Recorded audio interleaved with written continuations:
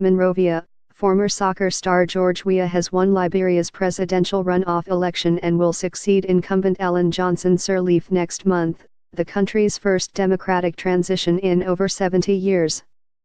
With 98.1% of the vote counted, Weah led with 61.5% to Vice President Joseph Bokai's 38.5%, National Elections Commission Chairman Jerome Corcoya told reporters in the capital Monrovia on Thursday.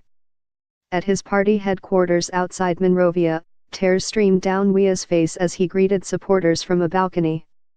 Below, hundreds of young people sang and danced to a live performance of hipco, Liberian hip-hop music popular with the country's impoverished youth.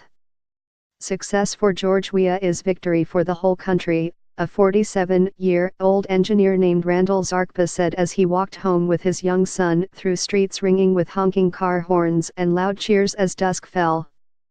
When you feel sick for some time and you receive proper medication, that is how I feel now. He will be good for our country.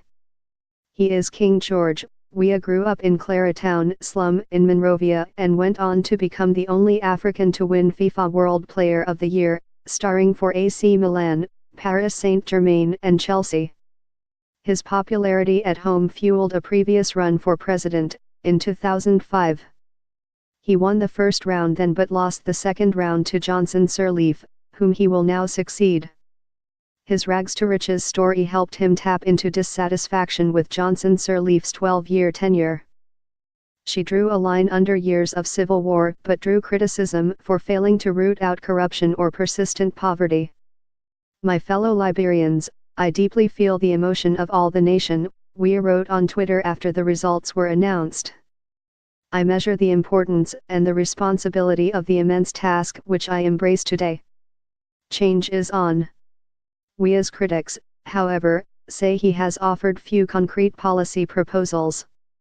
His choice of running mate has also raised eyebrows. Jewel Howard Taylor, the ex-wife of Charles Taylor, a former president of Liberia who is serving 50 years in a British prison for war crimes in neighboring Sierra Leone. I think Weah is not fit for the work. He will see it, said Anthony Mason, 34, who had huddled around radios at the headquarters of Bokai's Unity Party for the results. Weah looked set to sweep 14 of Liberia's 15 counties in the runoff. Turnout in Tuesday's vote stood at 56%, the Election Commission said.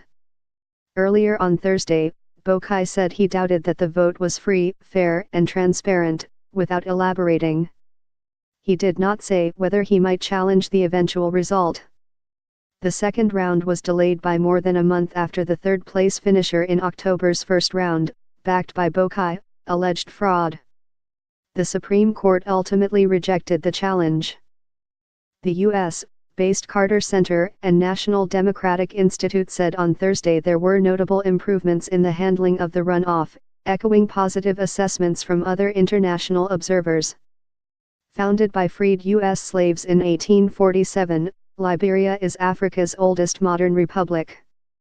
But the last democratic transfer of power occurred in 1944, a military coup took place in 1980, and a 14-year civil war ended only in 2003.